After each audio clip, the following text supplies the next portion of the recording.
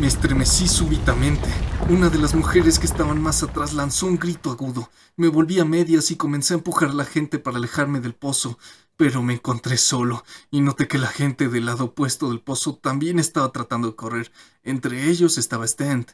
Miré de nuevo hacia el cilindro y me dominó un temor profundo e incontrolable que me obligó a quedarme inmóvil con los ojos fijos en el proyectil.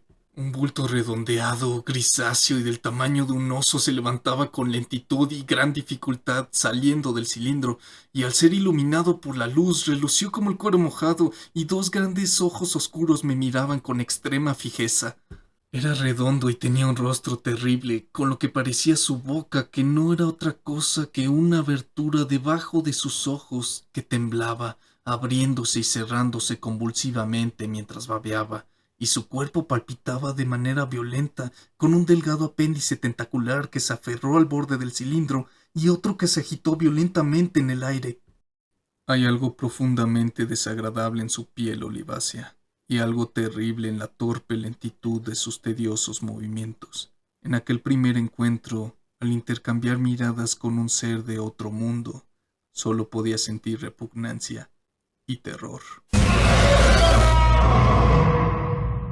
En el otoño de 1938 ocurrió uno de los eventos más interesantes e influyentes de la historia de los Estados Unidos, cuando el programa de radio The Mercury Theater on the Air, dirigido por Orson Welles, emitió en vivo y en directo un fragmento del libro de La Guerra de los Mundos, adaptada a los años 30 norteamericanos en vez de la Inglaterra victoriana. El propósito de esto era hacer una narración especial como celebración del Halloween de ese año. Esta no era la primera vez que el programa hacía narraciones de este estilo, sobre libros de terror, ciencia ficción o aventura como Drácula, el monstruo de Frankenstein o el conde de Montecristo. Pero en esta ocasión, Welles, junto con el guionista Koch, optarían por hacer una dramatización de la obra en cuestión para darle un toque más auténtico, haciendo pasar algunos de los pasajes del libro como un evento real que estaba sucediendo esa noche en el país. Los locutores se encargarían de anunciar unos minutos antes lo que tenían planeado hacer, para posteriormente iniciar su narración especial al poco tiempo. No obstante, varias personas no se sintonizaron con el canal hasta después del anuncio, dando como resultado que muchas personas no estuvieran al tanto de que todo se trataba de un evento especial del programa de radio totalmente planeado. Y el resto es historia. Estos eran los años 30 del siglo XX. La Segunda Guerra Mundial asomaba su rostro pútrido y desolador. Los Estados Unidos apenas estaban recuperando de una de las peores crisis económicas de la historia y la televisión estaba demasiado nueva. Algunos dirían incluso que estaba en una fase experimental, ya que su funcionamiento era demasiado complejo y exigente para la mayoría de las casas de esa época, sin mencionar, claro, los altos costos de un aparato tan innovador como lo era en su momento. Así que las personas, en su afán de mantenerse comunicados con el mundo exterior y distraídos de su cotidianidad, acudirían a sus radios, el rey de los medios de comunicación antes de finales de los años 40. A partir de este contexto es importante entender que programas de radio como The Mercury Theater eran fundamentales para que las personas pudieran aprovechar las nuevas formas de entretenimiento traídas por las nuevas tecnologías como la radio, y que se estaban popularizando ampliamente alrededor del mundo. Podría decirse que en esta época todo el país norteamericano y gran parte del mundo occidental estaban pegados a sus radios. Esto era la edad de oro de los medios de comunicación, las décadas que vieron nacer la aplicación de los avances tecnológicos primarios para la comunicación de masas. No solo eso, para el tema que nos compete en esta ocasión, la astronomía y la astrofísica como ciencias ampliamente estudiadas ya se habían consolidado para los años 30 en Estados Unidos y Europa, siendo parte importante para la formación de varias universidades prestigiosas y con siglos de estudios y avances en la investigación que respaldaban estas ciencias. En el caso particular de Estados Unidos, la astronomía y la astrofísica no tenían mucho tiempo de vida en el país, ni siquiera 50 años, pero los avances en la investigación acelerada gracias al respaldo de los estudios de esta ciencia por parte del viejo continente hicieron que los Estados Unidos no solo se pusieran al día, sino que aportarían grandes avances a estas disciplinas que se reflejaron en el inconsciente colectivo de una población sumamente informada de cada suceso dentro y fuera de su país. Y uno de los avances más importantes para esta ciencia en general en esta época fue el uso del espectro de las ondas de radio para observar el cosmos y sus fenómenos.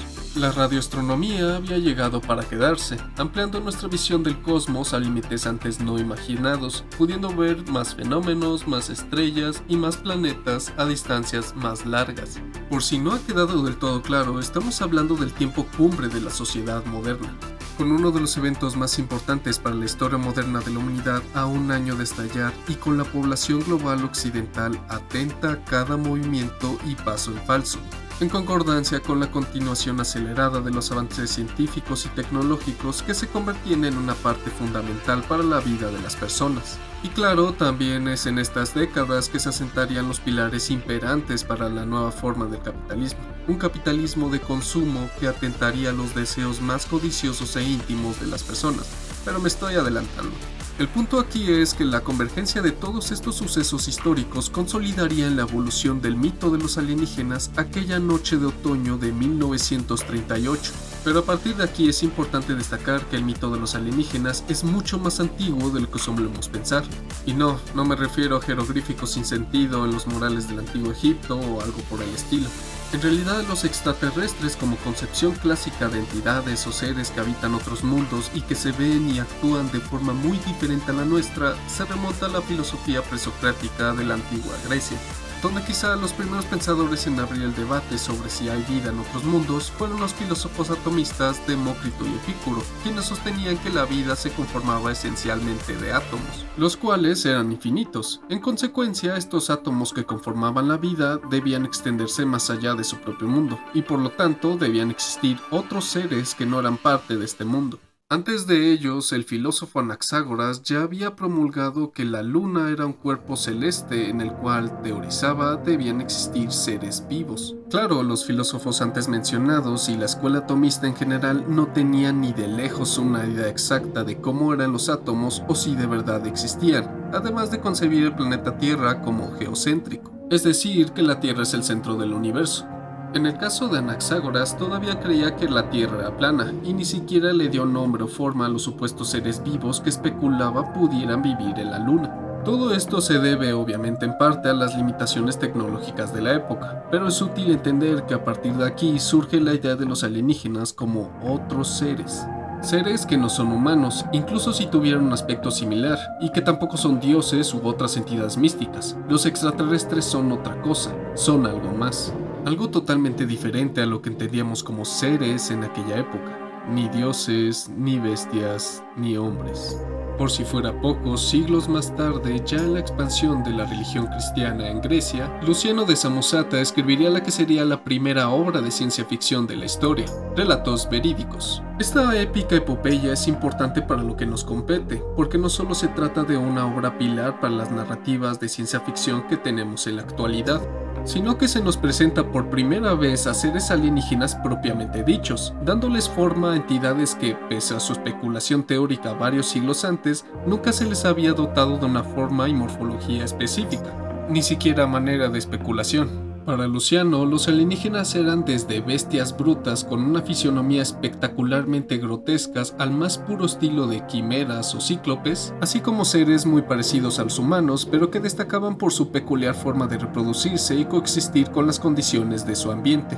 Pero quizá el dato más curioso e importante aquí es que Luciano jamás ideó esta obra con la pretensión de teorizar sobre formas de vida ajenas a la del planeta Tierra. Todo lo contrario, él no solo no creía en extraterrestres, sino que para él eran tan tontos que los usó para criticar de forma satírica al fanatismo reinante de una Grecia que recién abrazaba la religión cristiana y que revivía viejas escuelas de pensamiento ya superadas y creencias místicas que se adherían a las investigaciones y enseñanzas científicas y filosóficas. Los extraterrestres, junto con otros seres místicos de la obra, eran el arquetipo que ideó Luciano para presentar lo absurdo de creer en seres de los que no se tiene ninguna certeza de su existencia.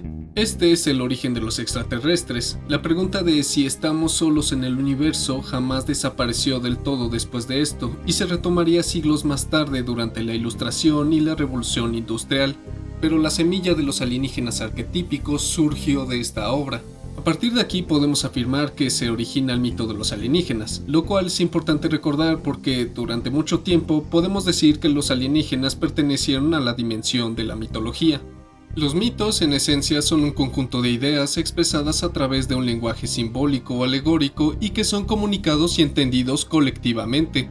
Su papel fundamental es el de la cohesión social a través de la enseñanza de determinados valores y experiencias colectivas en cara a la realidad natural. Los mitos también han sido importantes para el pensamiento reflexivo de la humanidad, acompañando a la filosofía desde su nacimiento. A Platón, por ejemplo, le interesaban los mitos porque tenían la cualidad de enseñar diferentes elementos imperceptibles de la realidad y ser ampliamente entendidos por las personas con una mayor facilidad de comprensión, por lo que lo consideraba una forma de logos, un razonamiento que ayudaba a comprender las complejidades de la realidad mediante relatos aparentemente nada racionales. Los mitos también son usados para darle explicación a aquello que no tiene respuesta sencilla o sencillamente no tiene una respuesta todavía. Bajo estas concepciones clásicas es seguro catalogar a los extraterrestres como un mito, surgidos de la cuestión lógica de si estamos solos en el universo, que fomentó el desarrollo de estos seres de los cuales no se tiene ninguna certeza de su existencia, pero que sirven para dar una respuesta contingente a aquel cuestionamiento de la realidad. Y autores como Luciano o siglos después en la era moderna George Wells usarían para explicar y criticar aspectos de su realidad social. Luciano contra el fanatismo religioso en la Grecia del siglo II y Wells contra el imperialismo británico masivo y devorador del siglo XIX. Por eso también es importante recordar que, sobre todo, los mitos son un lenguaje, una forma de comunicación. Será interesante saber entonces qué papel cumplen los alienígenas en la era de la comunicación. Con la llegada de la era moderna en la sociedad occidental y la coronación de la razón como suprema forma de pensamiento, se podría llegar a considerar que algo como los mitos deja de tener un papel válido para el pensamiento cotidiano de las personas y pasa a convertirse en un vestigio del pasado. Pero si algo nos enseñaron sociólogos y filósofos como Max Weber o Roland Barthes es que los mitos no solo no desaparecen en el reino de la razón, sino que se adaptan y fusionan con el nuevo estilo de vida de una sociedad moderna e ilustrada. Barthes propone que los mitos están totalmente atados a la dimensión objeto-temporal. Ningún significado mitológico que se le asocie a algún objeto va a seguir significando lo mismo siglos más tarde después de su concepción. Y absolutamente cualquier cosa puede tener o sencillamente tiene una significación mitológica. Esto gracias a que los mitos son una forma de comunicación. Si no sabemos de qué trata un libro, vamos a asociar al libro a su significación mitológica, que podría ser el de un objeto que nutre la mente con conocimiento. Pero esto bien puede no ser para nada cierto, pero eso no es lo que importa. Lo importante realmente es que asociamos algún objeto o hecho de nuestra vida cotidiana con algún significado alegórico que se desprende del hecho en sí. Pero los mitos no existen por sí solos, requieren de la validez y aceptación de la gente para desarrollarse y prosperar en una sociedad. Pero ¿qué pasa cuando un grupo determinado, pequeño pero con el poder de influencia más efectivo y la capacidad de transmitir y comunicar mensajes específicos de forma masiva, hace uso de ese poder para su beneficio? Los mitos tienen la capacidad de legitimar un orden, de influenciar a las masas. Es más, los mitos son parte fundamental de ese orden.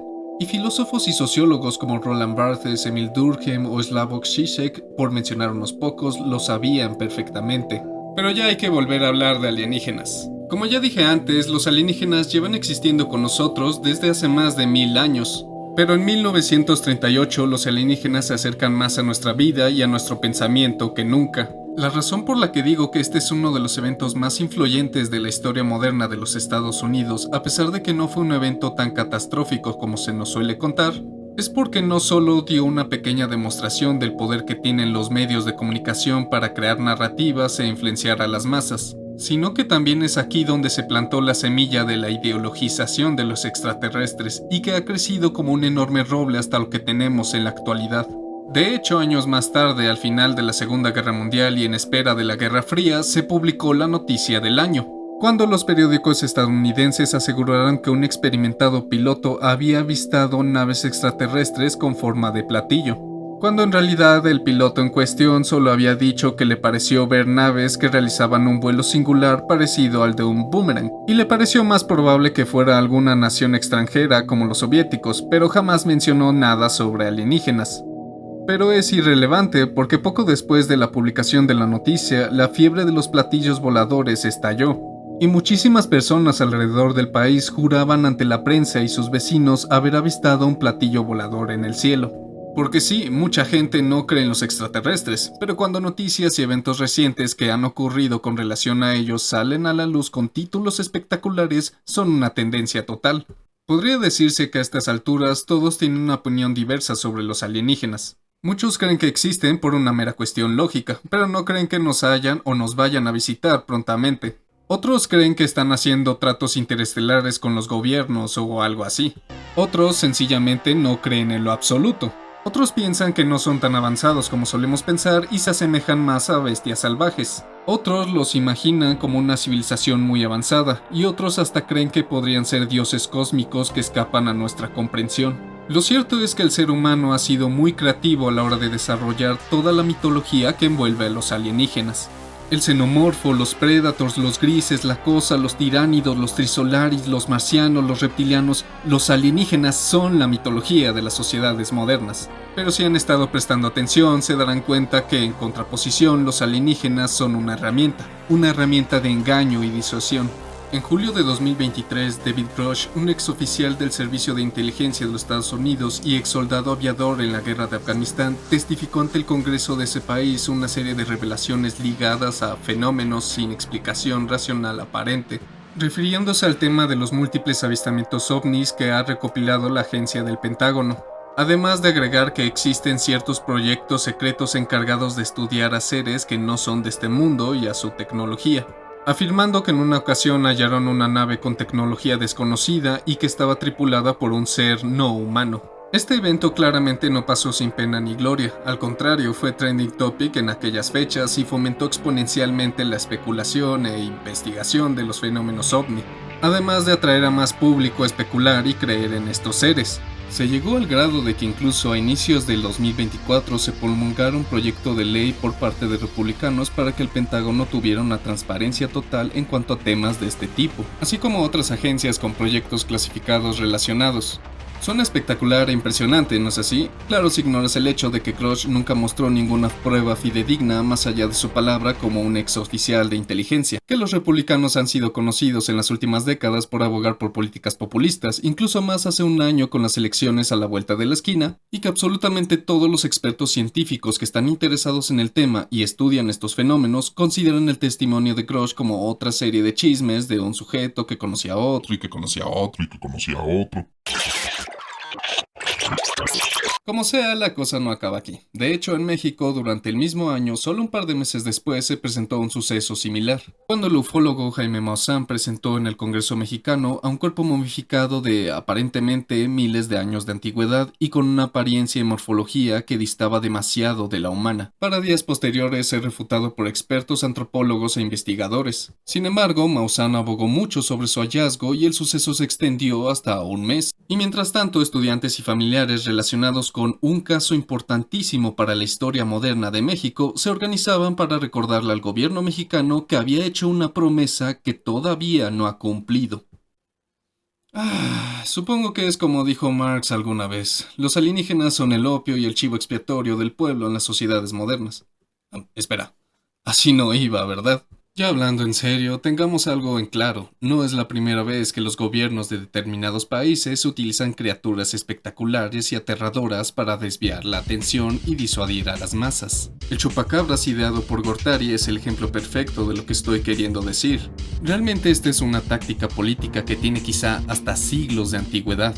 Por eso es que digo que los alienígenas han pasado a la dimensión política, se han politizado como casi cualquier criatura o fenómeno que llame lo suficientemente la atención del público. Esto es así en parte porque los alienígenas se destacan por sobre todas las criaturas y creencias, pues como ya dije, todos en la actualidad tienen una opinión seria acerca de estos seres, desde las más sencillas hasta las más complejas, y esto es lo que los hace interesantes y lo que los hace reinar por sobre todas las demás criaturas mitológicas de la actualidad, o como se les suele llamar, críptidos. Una buena razón por la que los extraterrestres son quizá los críptidos más difundidos y aceptados y el mito dominante de las sociedades modernas, solo por debajo de las deidades abrámicas, es porque han tenido un fuerte respaldo científico. No olvidemos que, aunque en nuestras sociedades aún persistan elementos del pensamiento subjetivo que guían en menor medida nuestro accionar, aún vivimos en sociedades ligadas al pensamiento científico que se ha desarrollado aceleradamente en los últimos 2 siglos. La imagen de la ciencia como el portavoz de la fría pero certera verdad que guía hacia el progreso de la civilización humana está profundamente engendrada en el pensamiento de gran parte de la población global en la actualidad. El hecho de que en los propios círculos políticos se usen frases como científicamente comprobado, gracias a una investigación científica o según expertos sobre el tema, habla precisamente de cómo la ciencia también se ha ampliado a la dimensión política y ha adquirido un carácter sumamente utilitarista para fines meramente políticos. Porque por supuesto que la ciencia y la razón son importantes para el avance civilizatorio, que existen aún investigadores científicos que tratan de aportar descubrimientos que favorezcan a la comprensión de nuestro mundo, y que los avances científicos en sí han ayudado a salvar incontables vidas y tienen el potencial de seguir haciéndolo. Pero cuando la ciencia y la razón se atan al yugo de determinadas élites políticas o hasta económicas y sociales con el fin de respaldar una narrativa, dejan de lado su carácter unilateral y neutro para pasar a ser una herramienta de engaño y hasta de muerte, como así lo advirtieron Horkheimer y Adorno. Pero por esta ocasión solo nos centraremos en la paradoja del engaño, cómo la ciencia pasa de tener el papel de descubrir la verdad al de perpetuar la mentira. Como mencioné antes, el desarrollo de las nuevas técnicas de investigación y análisis en el campo de la astronomía, como lo fue el uso de las ondas de radio para vislumbrar el cosmos de una manera más exacta, impulsó décadas después de forma consecutiva la motivación por investigar la vida más allá de nuestro mundo, incluso más allá de nuestro sistema solar.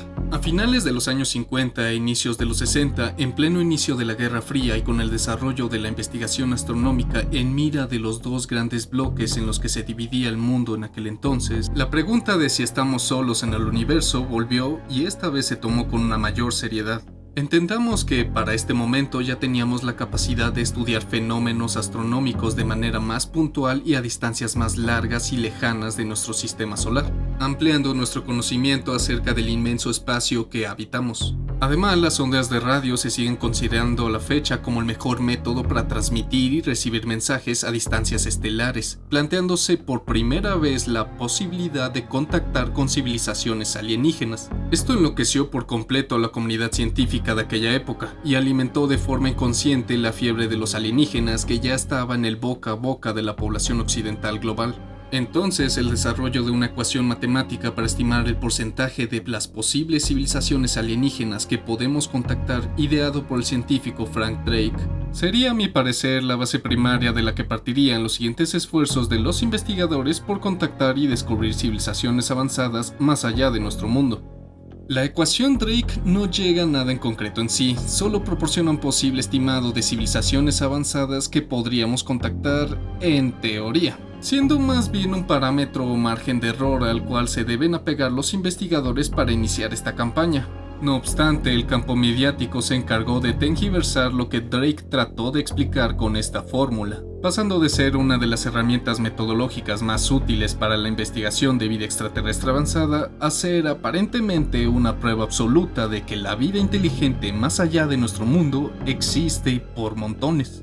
Años más tarde, el astrofísico Nikolai Kardashev, atraído por los postulados de Drake como otros científicos en su momento, desarrollaría otra metodología para ayudar a la comunidad científica en la búsqueda de otras civilizaciones extraplanetarias. En su caso, elaboraría una escala con la que sería posible, de nuevo, en teoría, identificar a determinadas civilizaciones alienígenas. Y así nacería la escala de Kardashev, categorizando a las civilizaciones alienígenas avanzadas en 3 tipos, siendo las civilizaciones de tipo 1 capaces de dominar la energía de todo su planeta, alcanzando una uniformidad como civilización y con la capacidad de explorar plenamente su sistema solar. Las civilizaciones de tipo 2 serían las que lograrían almacenar y utilizar para su beneficio toda la energía y recursos que su sistema solar y su sol padre tendrían que ofrecerle. Finalmente, una civilización de tipo 3 sería básicamente la civilización absoluta que ha dominado la energía de toda su galaxia y se ha expandido a límites no imaginables. Pero de nuevo, por más espectacular que suene lo que Kardashev propuso, esta siguió siendo solo una metodología.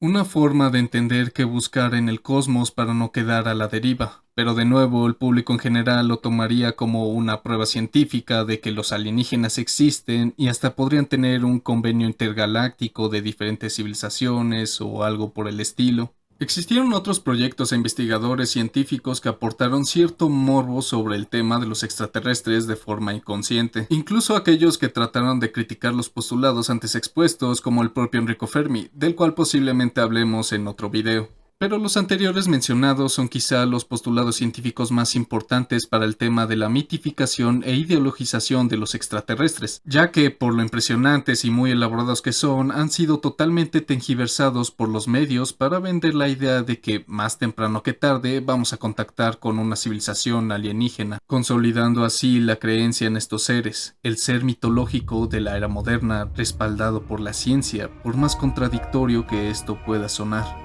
Esto está directamente relacionado con la posverdad, uno de los fenómenos más importantes del siglo XXI. La posverdad, según el libro homónimo del filósofo Lee McEntire, no es simplemente una mentira. Va mucho más allá. La posverdad se presenta cuando las personas que son partidarias de una cierta ideología o creencia, sea política, filosófica o religiosa, tergiversan hechos o directamente se engañan a sí mismos y a los demás, con teorías, hipótesis o simplemente argumentos políticos con el fin de favorecer a su ideología, dirigiendo argumentos que retroalimenten y respalden su creencia, sea válido o no, siempre y cuando tenga el más mínimo tinte científico, aunque después se pueda comprobar lo contrario. Pero realmente esto no es lo que importa. Lo que importa es cómo te hace sentir algo que has estado considerando como cierto por mucho tiempo, para posteriormente presentarse información que pueda desafiar esa idea.